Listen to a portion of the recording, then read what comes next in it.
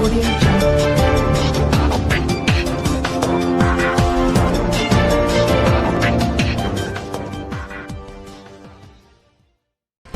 के थाना अहमदुद्दौला क्षेत्र के हनुमान नगर निवासी 65 वर्षीय जगदीश प्रसाद राठौर को रेलवे सुरक्षा बल यानी आरपीएफ रेलवे का कबाड़ चोरों से खरीदने के आरोप में पूछताछ के लिए सोमवार सुबह अपने साथ लेकर गई थी। इसके बाद रेलवे कोर्ट में उनकी पेशी हुई और जेल भेज दिया गया। मृतक के बेटे देवेंद्र ने बताया कि बुधवार देर रात 10 बजे फोन आया कि आपके पिता की तबीयत खराब है, एसएन में भर्ती किया है। एसएन मेडिकल कॉलेज पहुंचे तो पिताजी बात कर रहे थे।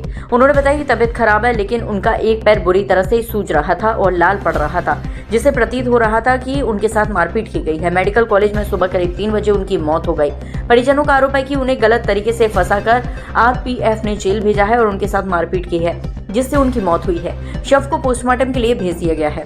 आरपीएफ प्रभारी यमुना ब्रिज देवी सिंह का कहना है कि जगदीश प्रसाद ने चोरी का कबाड़ खरीदा था। उनके पास से 118 किलो कबाड़ बरामद हुआ था। इसके बाद उन्हें मजिस्ट्रेट के सामने पेश किया गया और यहां से उन्हें जेल भेज दिया गया। तबीयत खराब होने पर उन्हें एसएन में भर्ती कराया गया, जहां उनकी मौत हो गई। करीब 6 तारीख को उनको पुलिस उठा के ले गई आरपीएफ की। मैं तो गाड़ी चलाता हूँ, मेरी मम्मी का फ़ोन आया मेरे पास, ऐसे बेटा पुलिस ले गई पापा को। जब मैं आता हूँ थाने पहुँचा, मैंने किसी मिलने वाले को भेजा तो वो सीधे ये कहते हैं इसमें कुछ हो नहीं सकता, पहले से एफआईआर है और ये चार्जशीट कट चुकी है इनकी, और ये कोर्ट से ही जमानत होगी, इसमें कुछ हो नहीं सकता। तो मेरे जिस व्यक्ति को मैंने भेजा था उनसे पता करवाई, वो बोले कि इसमें हो जाएगा, कल छोड़ देंगे। मतलब उन्होंने छोड़ा नहीं, जेल भेज दिया। जब हमने पता करा कि जेल ऐसा कैसे भेज दिया कि चार्जशीट तो पहले कैसे कट गई है इनकी। ये तो काई की एफआईआर थी? लोहे के केस में कबाड़े का काम करते थे मेरे पापा पहले से, और उन्होंने काम बंद कर रखा था। एक बंदा आया, 3 बंदे आए, उन्होंने सामान रखा और पापा ने देखा या ना देखा, 2 मिनट बाद पुलिस आ गई, पापा को माल एफआईआर किसके थ्रू कराएगी? ये रेलवे का चोरी का माल लेते हैं, ये चोरी का माल बरामद हुआ है। मतलब पुलिस ने अपनी तरफ से एफआईआर करी है या फिर किसी और? ये उन्होंने हमें बताया नहीं कि एफआईआर किसने करी है और कौन चोर आया, ना पकड़े गए चोर और ना एफआईआर करने वाला। मेरे को नहीं पता चला। मैं जब शाम को आता हूँ तो मैं पापा से दूसरे दिन जब मैं पापा से जेल में मुलाकात करने जाता हूँ, जेल उन्होंने भेज दिया था, तो मैंने अपने पापा से पूछा, पापा वो लोग कौन थे?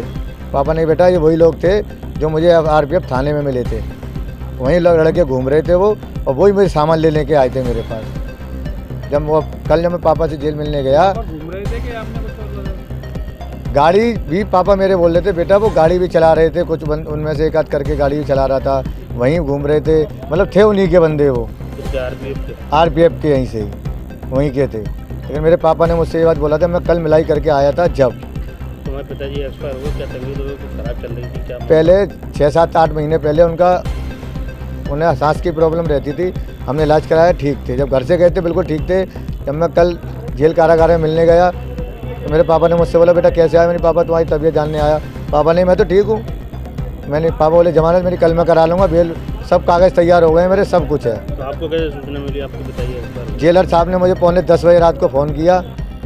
जब मैं अपनी सास के साथ गया था तो एक्चुअली क्या है, जब मैंने उनसे बोला था कि पेशकार ने बोला कि रोबोट ले आइए वहाँ से, तो मैंने एक कॉस्टन था, उससे मैंने बोला कि मुझे रोबोट चाहिए, वहाँ भेज दीजिए आप। तो वो बोले ऐसे कैसे भेज दें कि कुछ पैसा चाहिए। तो फिर उन्होंने हमसे पैसे की मांगी, 5000 रुपये मुझसे मांगे थे। और एक अनीस नाम का कोई एक व्यक्ति था, कोई वकील, उसका कॉल आया था मेरे पास, उनसे मिला हुआ था। तो वो बंदा कह रहा था कि दे दो, कोई दिक्कत नहीं है पैसे। तो फिर मैं मम्मी को लेके चला आया जो इतने, फिर वहाँ से फिर उसने रोबोट भेजी नहीं है।